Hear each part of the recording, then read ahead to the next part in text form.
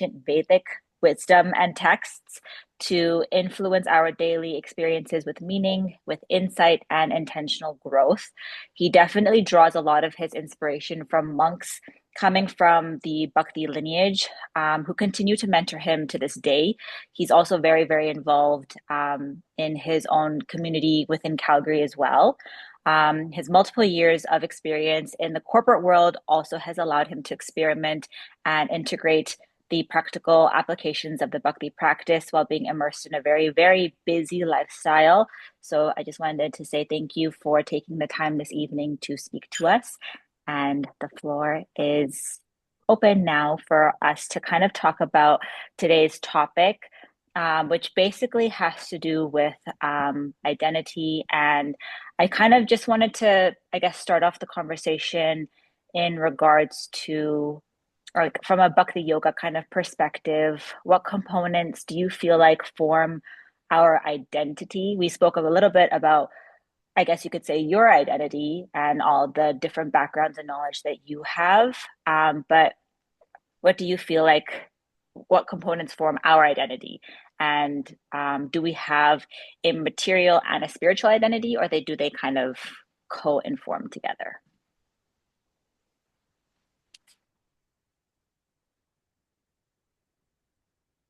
I think you might be frozen. Oh, Oh, there we go. can you hear me? Yes, I can hear you now. Okay, Hare Krishna.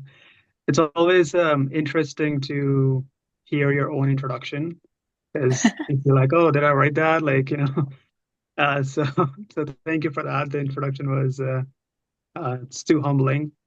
But yes, so to your question, what components form our identity?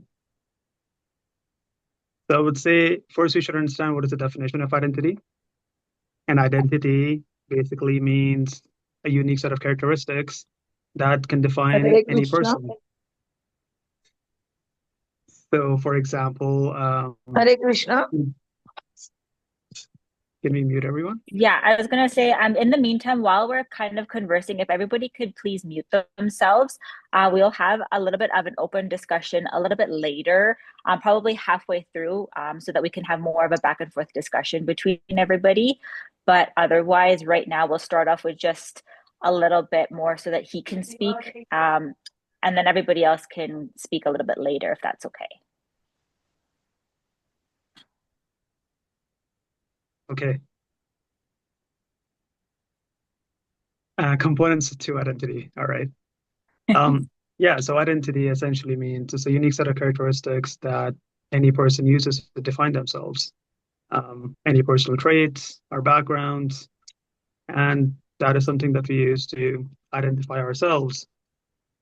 We can say, as part of the Bhakti Yoga way, there are different layers to our identity.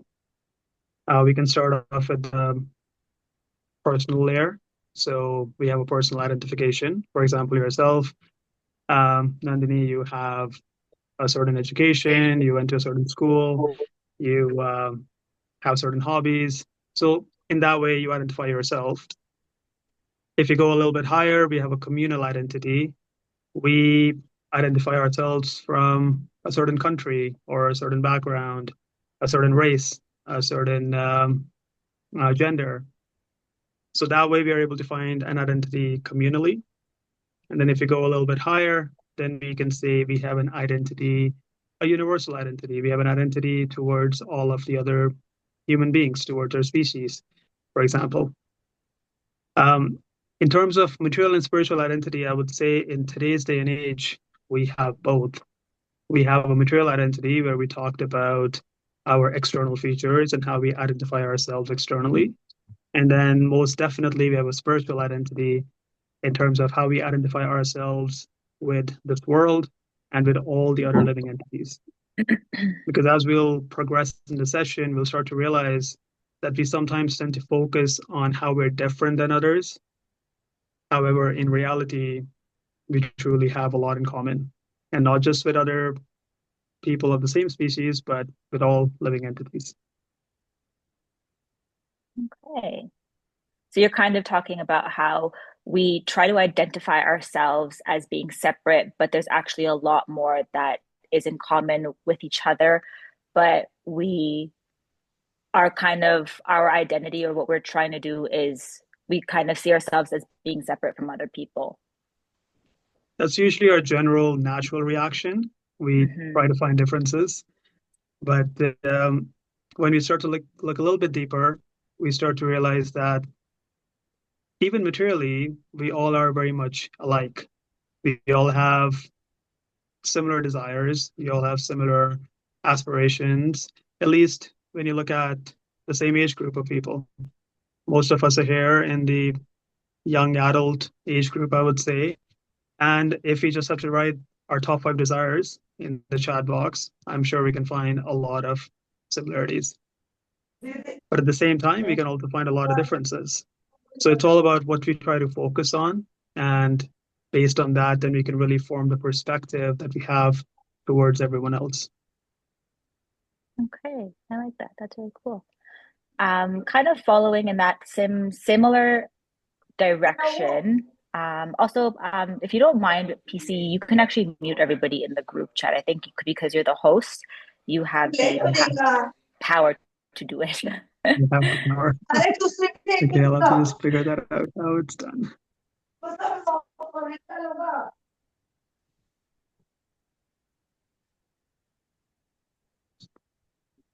I think maybe I if we can go also into kind of participants, try going into participants and then see if there's a button at the bottom where you can mute everyone.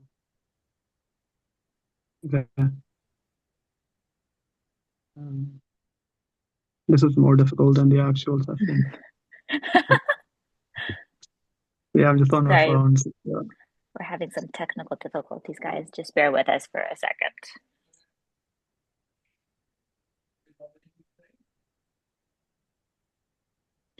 honestly, like, I mean, I don't have anything to share, so you can be the host, Nandini, if you want, and you can just take the power Oh, back. okay. Okay. Molly made me the co-host. But it's okay. We'll continue. No problem. Hopefully it'll be okay. Right. Okay. I wanted to actually follow up with a different kind of question in regards to what you were talking about, how we have similarities with each other. In the Bhakti Yoga faith, we talk a lot about how we're not this body, and how each of us are kind of known as spirit souls. I wanted to ask if you could potentially elaborate on what that exactly means for people to understand more at a basic level. Yeah. So that's what I was trying to allude towards in the first question, Mm-hmm. that we'll do a thought experiment. We have a few of us here. And if you've done this before, then please just play along. I would say if everyone here, for especially the people who have their cameras on, if you can just try and point towards yourself.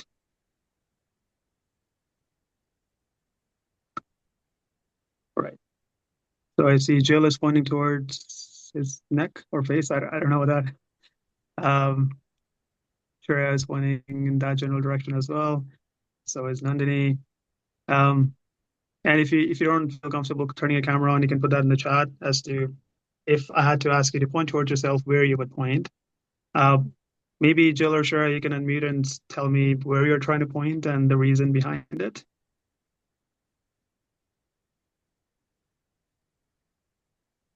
Um, well, I was trying to like point at myself, Right. like Anywhere as in in like particular? in particular, like I'm thinking as if like this is me, basically, Just the towards my whole upper like part of the body. yeah, it was like my heart or like something like that. Yeah. Okay. Same here. And yeah. And where were you pointing yourself, Nandini? I guess, yeah, I mean, in the video, I'm kind of pointing towards my neck, but if I think Yeah. about like me, myself, I most likely would probably point to my heart. Yeah. Yeah. And that's the most popular answer. People will point towards their heart.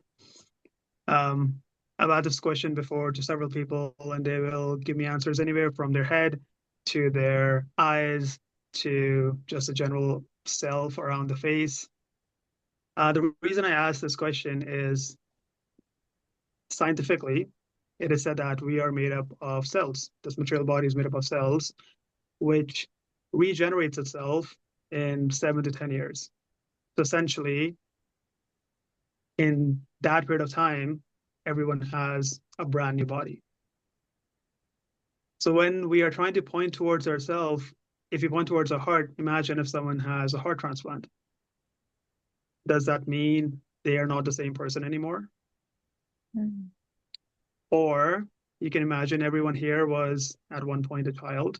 Let's say everyone here was 5. Were you still the same person when you were 5? You were. You were still Nandini, you were still Shreya, you were still Jill, and everyone else. However, you don't look like anything when you were 5. Everything about you has changed. You don't think like when you were 5, you don't speak like it, your knowledge base has changed, your brain capacity has changed, and most definitely you don't look like it. However, we still say that Nandini at 5 is Nandini right now. Mm-hmm. So the answer lies in this question as to what has not changed. If everything has changed, how are you still Nandini? Or how are you still someone else? So that is why we say, because what has not changed, it is our spirit soul. It is our soul that's not changed. So when we say my hand, for example, in our English vocabulary, we say my hand. However, is it really my hand? Like, are we saying the soul's hand, or are we saying the bodily arm? Because the hand can change, I'm sure with AI, you can probably get a mechanical arm pretty quick, pretty soon. But, someone can get an amputation and get a new arm or lose an arm, but they're still the same person. So the bodily concept does not really define who they are. And if we just backtrack into our own lives, we have a practical example of it. A bit of a crude example is when someone dies. When someone dies, and I really hope no one has had that experience here, but when someone does die, what dies? Because the body is still there, right? We can cremate it, we can bury it, whatever we want to do with the body, but the body is still there. Hare Krishna, Prabhu. So yeah, to your question, do we have a material identity or a spiritual identity? We can definitely, practically, we can say we are the spirit soul. And this is how we can identify why we are the spirit soul. So this is a very practical way to really understand this. The first time I heard about this experiment was I was in London, and they were literally walking around the street, like Oxford Street, and asking people, can you point towards yourself? And everyone had a very interesting answer to it. But yeah, it's such a simple question, but has a very profound meaning to it. Okay, so you're saying like the body ultimately will continue to change and grow, but the soul ultimately will still always remain the same. Yeah, because ideally or technically we are the soul or not the body. Not the body. Okay. And I guess a follow-up question to that, in a sense of if people are kind of flabbergasted with this explanation and they find that they are very connected to a sense of identity, and if we're kind of telling them, well, actually you're not really the body, you're the super soul, if somebody seems to be very attached to labels, kind of like how society is nowadays, especially with the race that they come from or the religious that they practice or wherever they're generally from, and that is their sense of belonging to a community, and that provides them safety and comfort. How do we ultimately still have that form of protection for people, or how can we still give that form of protection to people, but then also at the same time not exclude others if we're trying to also preach to them or practice a specific kind of way, if that makes any sense? Yeah, no, it's a great question. So how do we make sure we don't exclude people based on their identity? Yeah.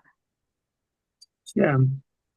And when we talked about our different layers of identity, we talked about the communal identity, where we start to identify ourselves with a certain people based on background, religion, whatever. And sometimes without even realizing, we, on a subtle manner, we start to exclude people. We don't realize it, but we start to do that in our everyday life. And that can be an issue. I'll draw upon the second question you had asked. It really all boils down to what do we focus on? Now that we have understood that, okay, we're not the body, we're the spirit soul, the first step is to gain the knowledge. Second is you realize it and then you implement it. So we're at a point now where we have gained the knowledge. We might not agree with it. However, we know that it's out there. Now we have to focus on realizing it. In order to realize it, we truly have to reflect on the knowledge that we have gained and start to really think about it. So, for example, it's all about a habit, right? So we have a habit where we try to exclude people based on certain physical features, but it's difficult to change that habit. So I'll give you an example. There was a person who who identified that there were some issues with his community. And there was a lot of chaos going on in his community, and he thought, I should be the change. I should, try to bring the change in this community. So he joined like the community association. He brought up all these ideas, and he asked everyone that this is how we should do it. This is how we should bring a change into our community. People did not really take him seriously.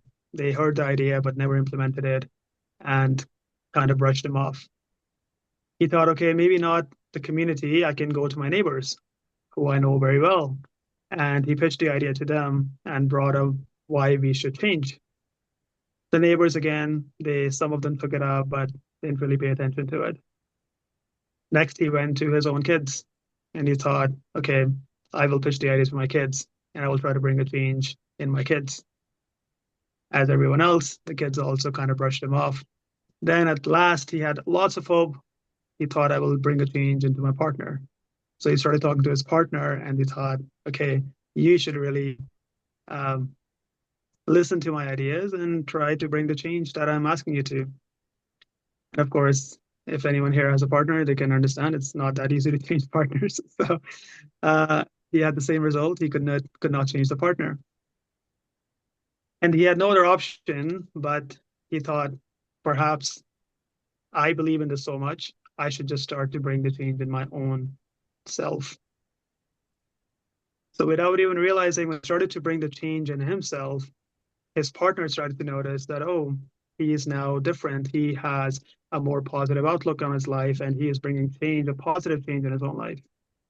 So by being in that environment, the partner also started to bring that change without even asking.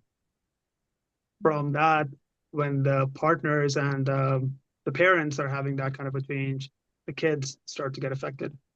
Seeing the family having this positive change, so neighbors start to get affected, and then eventually the entire community starts to get affected.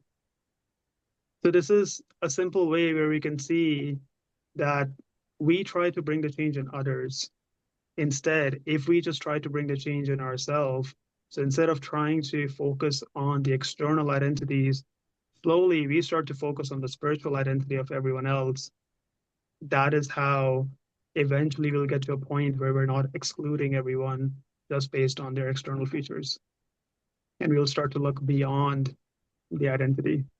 So I know that's the topic of the class, but it just somehow came through it.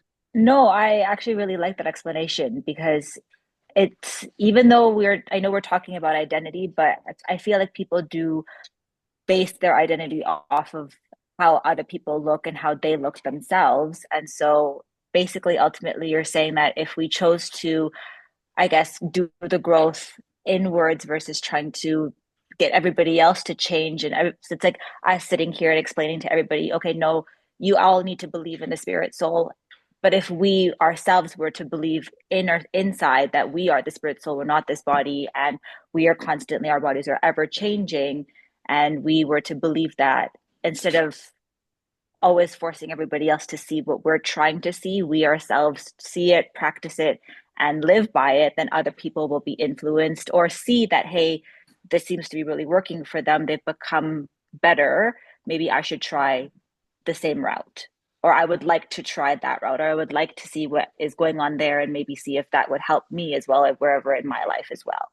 So I think that's very interesting. If I got the gist of what you were saying.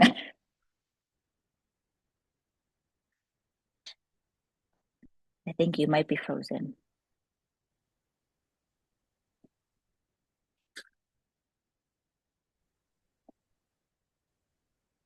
Are you still there?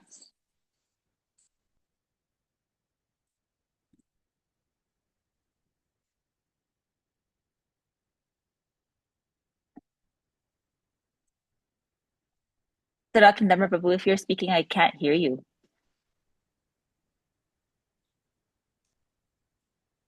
Are you there? Oh, I yes. think something froze. Okay. Yes, we're all good now. I think you might have Mhm. frozen for a little while. Okay. But yeah, exactly what you were saying. I think I did catch most of what you said. It's all about being the change that we want to see in this world. Yeah. And we sometimes tend to get into the habit of trying to change everyone else, but in reality, we just need to change ourselves and create that positive environment around us. So that, in a sense, if you think about a force field or like an aura or whatever you want to call it, you can feel like when you are interacting with certain people, you can just feel their positive aura around them. And you want to be friends with them or you want to interact with them. While there are certain people that you just don't get good vibes from. Mm-hmm. And this really is what it is because they are creating a positive change within themselves, which is also creating a positive change around them. Okay, that's awesome. I wanted to take the time. I asked a couple questions, but I feel like there's quite a few people within our group here today. So I wanted to open up the floor to anybody. I know not very many people have their camera on today, but if anybody would like to ask any questions, the floor is now open to anybody who would like to, anything that I didn't ask or anything that somebody had wanted to know anything about.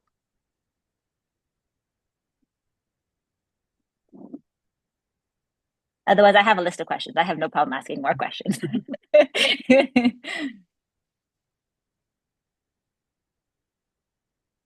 Yeah, Maria has their hands up. Yeah. Oh, Hare Krishna, everyone. So I find the topic to be very, very interesting. And I wanted to ask, how do we implement that in our lives, essentially? What, like, how do we practice what we preach? Yeah, thank you for the question. It's a great question. How do we practice what we preach? As per the scriptures, we are given, it's called a sutra, or like a simple way to understand things. Is the first step is to understand it theoretically. So I believe that's what we're trying to do here, is to understand what is the correct path, or to understand it theoretically on what we need to do. The second step is it's called mananan, which is to think about it and to do reflection on it. So once we think and do reflection on what we learned, then within our own life and within the constraints of our own life, then we're able to understand how can this be implemented. So for example, a very simple example is if someone is trying to wake up early in the morning. We understand that if you're trying to do meditation or we're trying to do any kind of self-realization, the morning hours are really appropriate for that time. So if someone is trying to wake up early in the morning, the easiest thing to do is to try sleep early the night before. Because if you can try and sleep early, then we can try and wake up early. But that might not work for yourself or someone else. So other things is maybe we put the alarm clock really far away, so that instead of hitting the snooze button every time, we have to actually get up from the bed in order to hit the snooze or to take the alarm off. And that will force us to wake up early in the morning. So to answer your question in a more general manner, the first step is to gain the knowledge. Second step is to think and reflect on how it can be implemented in our own life.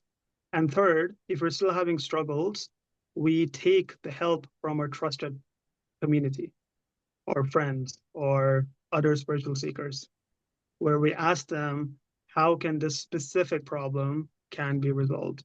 Or because they know you on a personal level, they can tell you some specific ways in order to implement the habit that you're trying to look for. Hope that answers the question, Maria. Yes, thank you so much for the insight. Yeah, no worries, thank you. I think Shreya also has her hand up. Hare Krishna Prabhu. So my question is, how do we identify less with the body and more with the soul? Because it's really easy to identify with the body. I can think that this is mine, that's mine, or whatever I'm doing, I'm using my body to do it. So it's very easy to think that this is my body, this is my family. But how do we think less of that and more to identify that I am the soul? Yeah, and a really good question. First off, I want to say that the fact that we identify ourselves with the body is not something to feel bad about. Like, that is a natural reaction, and there's a reason for it. If we understand that the life we currently are in is finite, but we have had lives in the past and we will have lives in the future. How it's all set up is we can say that we have a gross body, a gross material body that we can see, and then we have a subtle body. The subtle body consists of our mind, intelligence, and ego. So the subtle body makes up our consciousness, our dreams, our aspirations, our karma, and that all gets carried forward into our different future lives, because that's what determines what kind of life we get next time. And that's how the whole karmic cycle on a high level operates. The soul is covered with the false ego. The false ego is what forces us to identify with these temporary identifications, whether that is I'm a girl, race, religion, nationality, all of these. So because of the false ego, we start to identify ourselves with these temporary identifications. So first off, so it's not a bad thing. That is something that we all struggle with and are all in different points in our spiritual journey to understand our true identity. So to come back to your question as to how do we identify with the true identity, first item is to have the inquisition that we need to learn something, right? So for example, when we talk about grief management, the first step in grief management is acceptance that yes, something has happened. Because most of the time we live in denial. If we're living in denial, we will never be able to grow. So the first step is acceptance. So the first step is you're already taking where, yes, there is a need for me to learn more. Once we are getting to that one first step, that yes, there is a need for me to learn more, we obtain that knowledge. And then we try to cultivate that knowledge. So let's say we learned this today, and then we never talked to any of these wonderful people on the call for 6 months. I hope that's not the case, but if that's the case, then we are not really giving that seed of knowledge the proper environment to grow into a proper tree, right? So you can imagine that you have, and you can visualize this, you have the seed of knowledge that you have gotten, that we are not the body or the spirit soul. Now you need to properly cultivate it and nurture it. The way to nurture it is to seek the association of spiritually like-minded people who are also trying to grow in their spiritual identity. Once we're able to get that kind of environment, then we're able to reflect and cultivate that knowledge.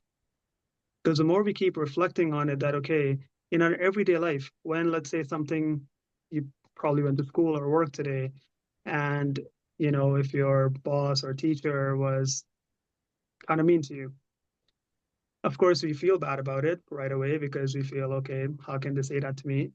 But then in the back of our mind, you start to realize, this is so temporary. Why do I let it affect my life?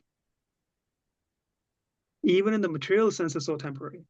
Like if you are, let's say, in a school, you are there for a finite period of time. If you're at work, you are there for a finite period of time. But we try to take it with us, then we take that resentment home with us, and we just carry it in our mind, and it festers, and it becomes into something way bigger than it originally was. But if we have this in the back of our mind that this is such a temporary thing, this should not affect me, because in reality, I'm a spiritual being. A spiritual identity in the scriptures is defined as Sat Chit Ananda. So Sat means eternal, Chit means all knowledgeable, Ananda means eternally blissful. So as a soul, this is our true identity, that we're eternal, we are all knowledgeable, and we are always seeking pleasure, we're always blissful. That's the reason when we're trying to find happiness in this material world, there is nothing wrong with trying to find happiness. That is our true nature. But what we're doing is we're trying to find the right thing in the wrong place.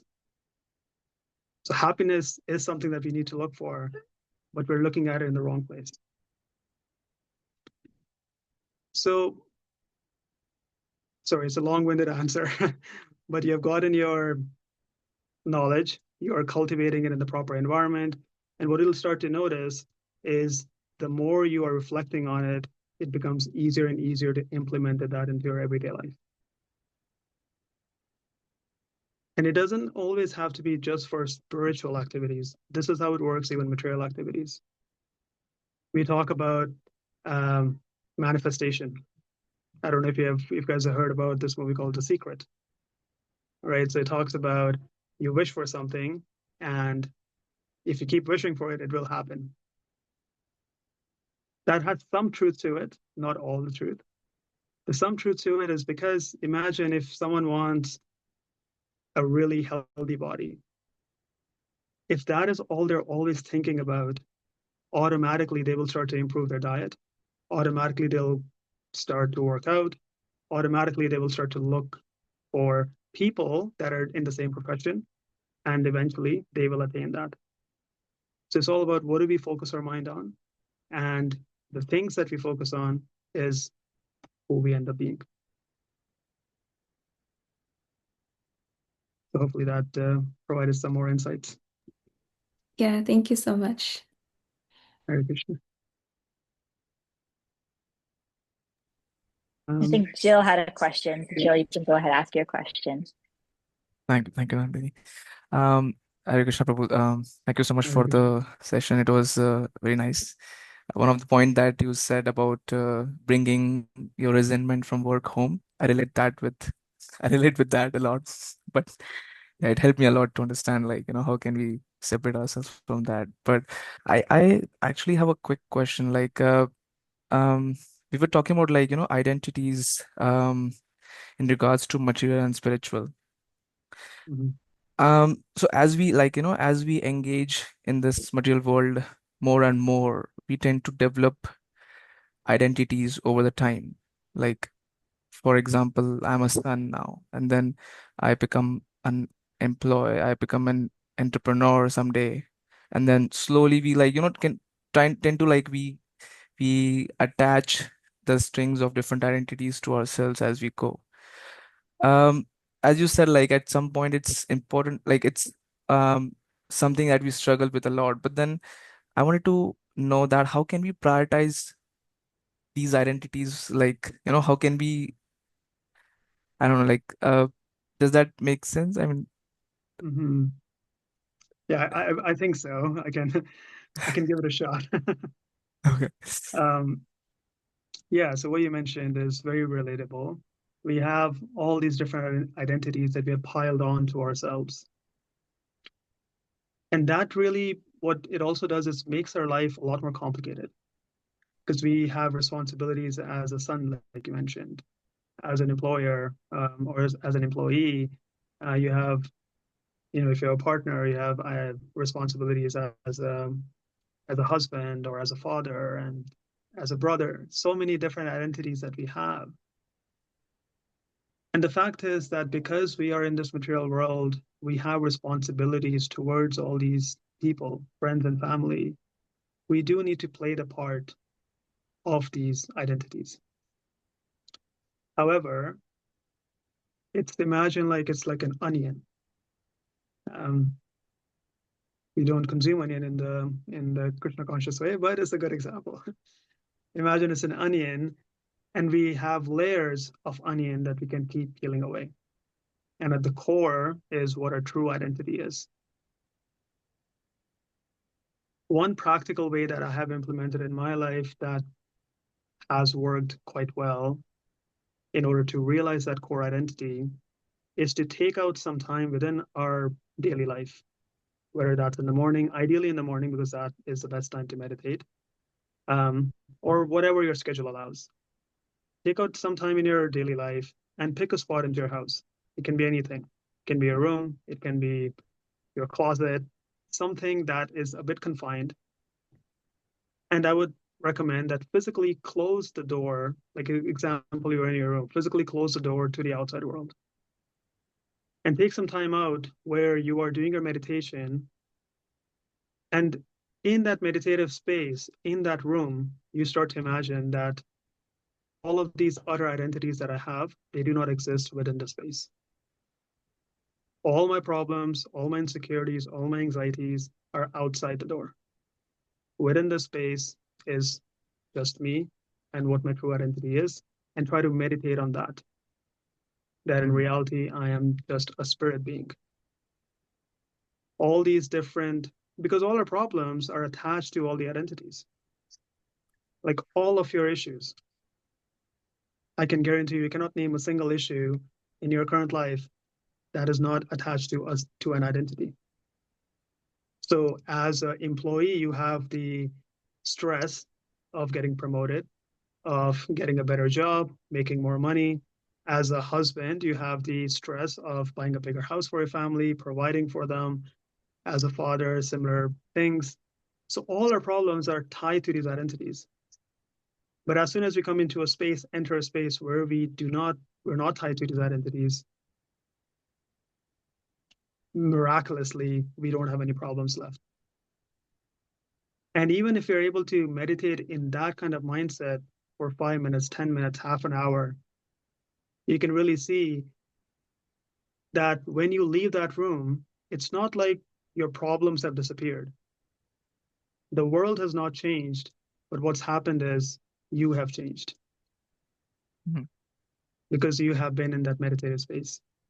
I was listening to a lecture by one of these monks, and he mentioned we need to meditate. We need to do a 5 a.m. meditation to be ready for the 9 a.m. reality. Right?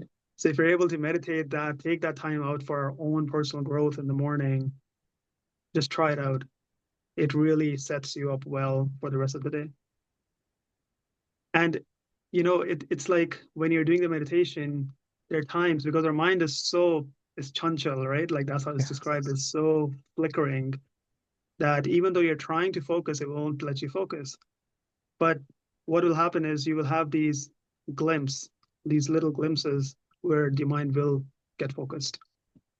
And once you get that taste of the little glimpse, you will always be chasing that afterwards, because then you would know what it feels like to not have any problems, to be completely free of anxiety. And even though it's momentarily, but you will remember that feeling. And the next day you will be trying to chase that feeling. So, yeah. So that's one of the practical things that, you can potentially try to apply into our lives. Thank you so much.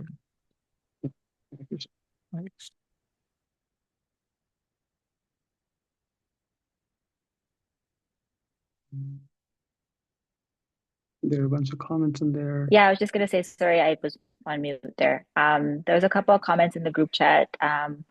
Dulcie was just saying that she said, Hare Krishna, thanks for the lecture, Prabhu. She needed to get going, but she's very happy that she engaged in it and is looking forward to the next one. So thank you, Dulcie, for joining. And then Rajmalini Mataji had also said that she liked that statement that all of our problems are because of all of our identities that we have in life. I think that's also a very good point. Sometimes if we kind of, like you said, close ourselves off and just focus on that meditation and focusing on one thing, it almost makes it seem like all those other problems are just insignificant, because in that one moment you're focusing on the true purpose, and that kind of helps recenter yourself so that when you go back out and have to kind of grab onto the reins of all your other identities, you're almost like they're more so connected to that core piece of your identity. So you keep that in the center and all the other ones are attached. It's like Krishna and the Bhagavad Gita, like the you know. Does anybody else have any other questions, comments, concerns about anything that they would like to share? Even doesn't necessarily have to be a question. I see Bola is in deep meditative thought. I don't know if Yes. there are any thoughts you have to share. Yes, Sanatan Dharma Prabhuji would have a question. Hare Krishna. I Hare Krishna. personally like the way you handled the meditative space, right? The space wherein you meditate. What I took from, I don't know if I've understood your technique, but then it's about when you're in the meditative space, we put aside all our different varieties of identities, and then we enter into the meditative space. And this is something that we exactly do in our spiritual life. In our tradition, we have the process of worshipping the deities. And before we enter into the inner sanctorum, the first thing that we do is called as Bhuta Shuddhi, as pujaris. We completely purify, and what enters there is our soul. You don't attach yourself to any other material identification when you're entering into that inner sanctorum. And if we really can make that particular environment, even outside the altar, where we have that particular space where we put aside all, and that should be the right mood in meditation. I really liked it when you said that 5 a.m. meditation is something that prepares you for the action at 9 a.m. Yeah, it's required. Very nice. So that's what we should do, because somehow we live in this particular day and age where even the meditation is with a lot of other contemplation, unnecessary things. But to maintain that mood and that soul identity of being a servant of the divine is very much essential, at least during the meditation hours. Thank you, Prabhu. You spoke really well. Thank you. I was a bit nervous when you joined the call. Oh, get used to it. Yeah, I would like to say something as well. I think that identity is a big thing that we cannot even exhaust in one session like this. For my own little understanding, I feel that even though we've realized that our real identity is that we're the spirit spark, we're that soul that's never ending, no beginning, no end, and stuff like that. And then we have the acquired, like Prabhu said, we acquired over time. We're a child, become a parent, we become a mother, a father, a teacher, an engineer, all these identities, right? So I think that on the personal level, it's a big thing, and also globally. That's the major problem, is the identity, like he said. But as a person now, if I think I am this body, if I think I'm an engineer and I lose my license to practice as an engineer, definitely I've lost that identity. It's going to give me problems. I'm going to go into depression. Or I identify solely as a mom. God forbid you lose that child, then you've lost that identity. So you see, the level of attachment is very great. When we attach to these identities, it takes us away from our real self, and that lasting peace and joy that we want is going to be fleeting, because you're attaching to everything around you, and those things are temporary. You can lose them at any time. So it's a big thing on a personal level to always remember that we are not the body, and whatever it brings, that is just like our tool that we need to exist, to experience what we are here to experience. It's just like when we wake up in the morning and we put on our jeans and t-shirt. That's exactly how the form is for us. And we take it off at night again, right? And then we wear something else, and then wear it. So all those acquired identity are like our piece of clothes, the jeans, the sneakers, and and stuff. They are not our real self. We're just using them to go through life.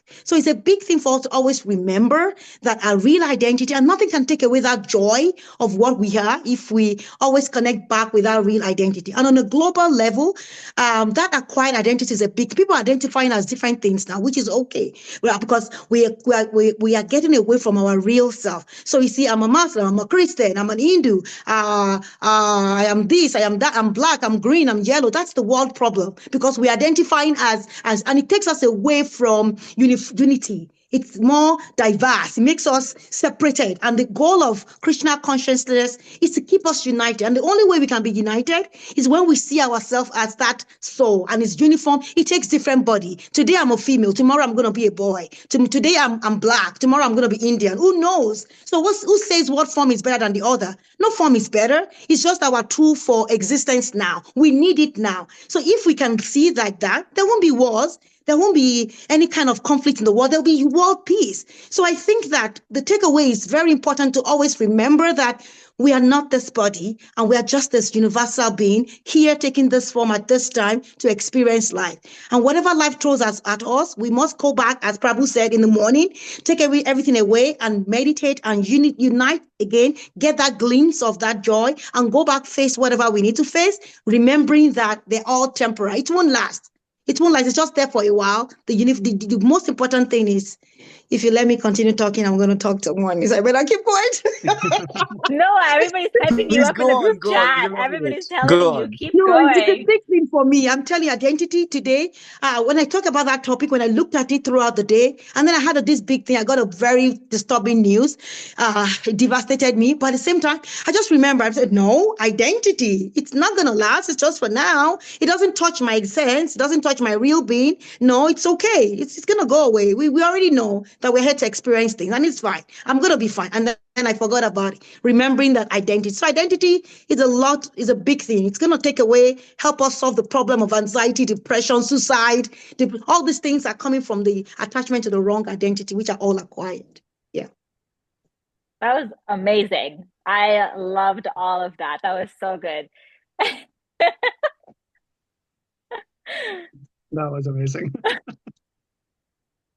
I get excited about things like No, that. this is so good. This is why we want to do these Thursday sessions all the time, is because Yeah, I guess that normally wouldn't have happened otherwise. And we're here to support that. We love that. your topic should be how to get into the state of flow. You can Yeah. probably take something on that. You get into the flow. Nice one, Bola Prabhu. Thank you. Getting into flow. That's so good. Does anybody have any last minute things that they would like to add? Any comments for the speaker at all for this week?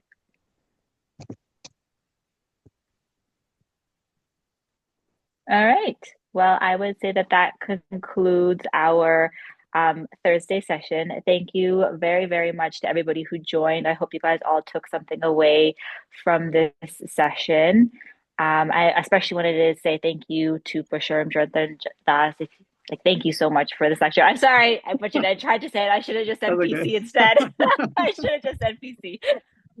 But honestly, I really, really Rajmali appreciate. Mataji wants to say something. We have. Sorry, I just saw that. Please, Rajmali Mataji, go. Sorry. I just wanted to comment on Bola Mataji's comments and stuff. I think she pretty much summarized the whole discussion in that 5 minutes, and the way she said it was so well done that it honestly put a smile on my face, because I'm like, you hit the nail on the head for sure, 100%. Well done. Yeah, it was very good.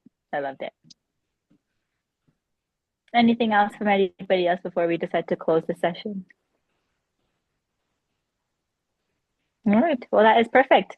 We look forward to definitely hosting you guys again next Thursday. So keep the energy, keep the questions coming and flowing. We love the discussions with everybody. And again, yes, Keshav. Yeah, I just saw that. Sorry. Sure.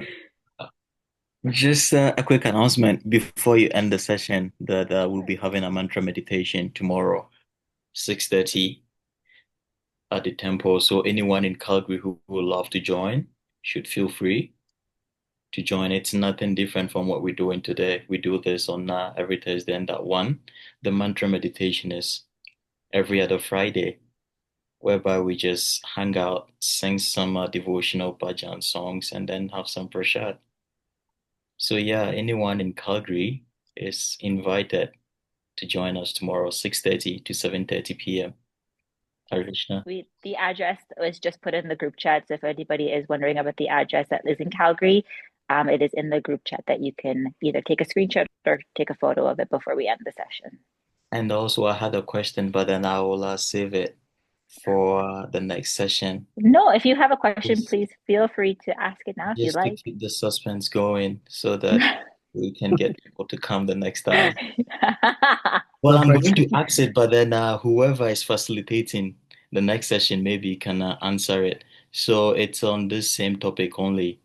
Is spiritual life complementary to our material life or supplementary to it? Where does spiritual life come inside? Because we've heard today that actually we are not the body, which is material. We are the spirit soul, which is spiritual. So where does spiritual life come inside if we are trying to balance it? As Prabhu said, we should at least have some time in the morning, 5 a.m. to meditate. Then we will be able to face our 9 a.m. So the question is spiritual life supplementary or complementary to material life? Thank you. Is that the topic for the next session? No, it's a question. It's a question, please. It sounded like a whole topic. It's a good one. I mean, it's a really deep topic. PC, did you want to try cracking at that and see if you can answer his question? I mean, I'm not sure if 3 minutes are enough for it. But in a couple of sentences, I would say initially when we're starting our spiritual journey, spiritual life might seem as a supplement to our material life, which will eventually turn into a complement, and then eventually it'll turn into our life. Eventually we get to a point where there is no difference between spiritual and material life. We just lead a spiritual life in a material world. But I'll stop there because then you have to really unpack it, and that can really take us over. That was very good. That was a very good one-liner. Okay. All right. Yeah. Yes, I think last call for any questions or comments. I like how someone raises their hand right after you say last. Yeah, call. I know. That's why I'm trying to linger around and do it one last time before we officially call it quits. All right. I don't think anybody else will say anything. So again, I just want to thank everybody for joining. I feel like we spoke a lot in the group chat, which is actually really nice and engaging. And this conversation was very lively with great interaction. Not as many people were live on their videos, so we do encourage people to try as best as they can. I know some people are also driving and doing other things, but thank you everybody in the group for joining, and thank you PC Keshav. Thank you for turning your camera on in the last 2 minutes. And thank you PC to you. There's a great discussion. It was a very, very hefty, big topic to cover in 45 minutes to an hour. So I really appreciate you taking the time to try and break down everybody's questions to the best of your ability. And I am definitely I'm very much looking forward to speaking to everybody again next Thursday. All right. Thank you.